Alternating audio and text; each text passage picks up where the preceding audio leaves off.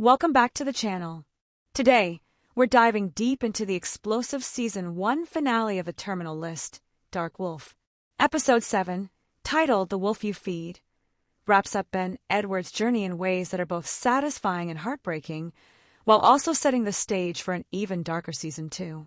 From shocking betrayals to the long-awaited return of James Reece, this finale packs a punch. The finale centers around Ben's mission to bring down CIA traitor Haverford, who had been secretly making nuclear deals with Iran. But the way Ben does it is just as important as the outcome. In order to track Haverford, Ben deliberately puts himself back on the grid. Why? Because he knew that Haverford would be monitoring his every move. With Tal's hacking skills, they could only trace Haverford's exact location if he stayed focused on the firefight happening in real time.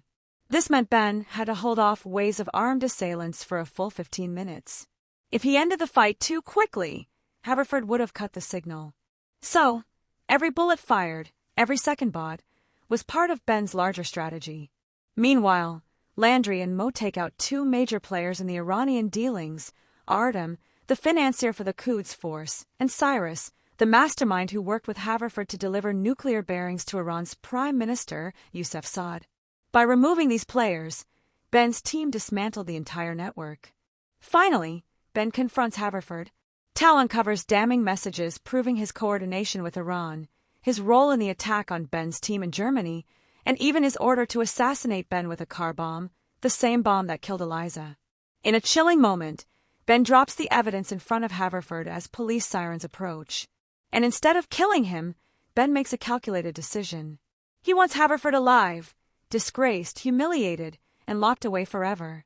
Death would have given Haverford honor. Prison ensures he's remembered as nothing more than a traitor. Why Haverford betrayed America. The finale also dives into Haverford's twisted motivations. On the surface, he convinced Cyrus and the Iranians that empowering Iran with nuclear tech would bring stability. But that was only a cover story. In truth, Haverford's plan was far more sinister.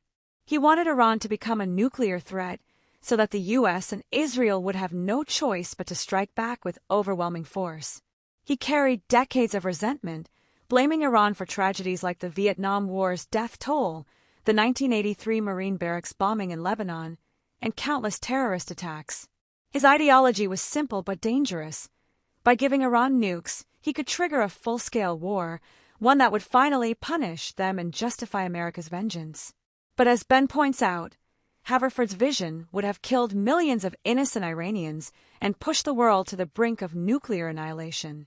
It's not patriotism, it's obsession. And that obsession ultimately destroys him.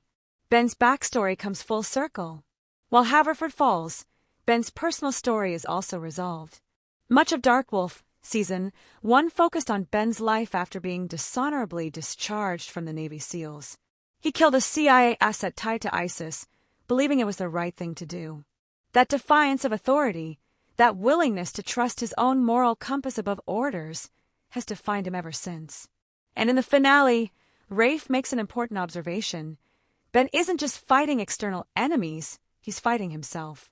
He's torn between his loyalty to his team, his sense of justice, and the darkness inside him. This inner battle is what makes him so compelling, but also unpredictable. The return of James Reece. One of the biggest surprises of the finale is the return of Pratt's James Reece.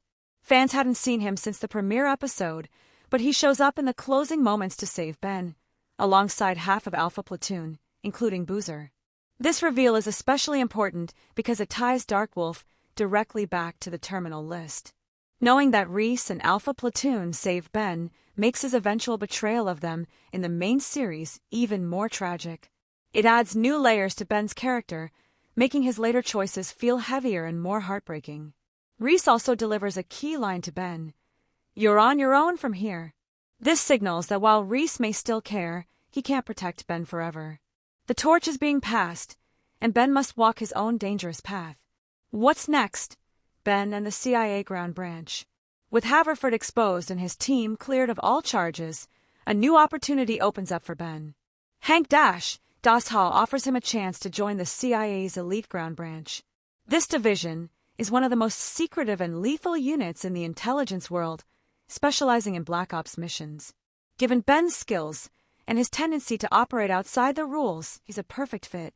But as Rafe warned, Ben's biggest war is the one inside himself. If he joins the ground branch, he'll have to balance his personal code with the demands of a shadowy, often morally gray organization. Season 2 will likely explore this new chapter, showing how Ben handles being part of the CIA while still wrestling with his demons. And with Dash set up as a major character, fans can expect a dynamic new partnership that could rival Reece and Ben's bond from the terminal list. Loose ends and big questions. Even with Haverford defeated, the finale leaves plenty of unanswered questions. Will Ben fully embrace his role in the ground branch, or will his defiance get him expelled again? How will his connection to Reece evolve, especially knowing what we do from the original series? And will Tal, M.O., and Landry continue fighting alongside him, or go their separate ways now that their names are cleared? Most importantly, how long can Ben outrun the consequences of his own choices? We know where his story eventually leads in the terminal list, but Dark Wolf is showing us the steps along the way, and those steps are darker and more complicated than anyone imagined. Final thoughts. The Dark Wolf Season 1 finale delivers everything fans could want: high-stakes action, shocking betrayals, emotional payoffs, and the long-awaited return of James Reece. It ties into the larger terminal list universe while carving out its own identity, making Ben Edwards a tragic yet fascinating lead. By sparing Haverford, Ben proves he's not motivated by revenge but by justice. Yet at the same time, his moral compass remains flawed and dangerous. Season 2 promises to push him even further into the shadows of espionage and war, where every decision could cost him his soul.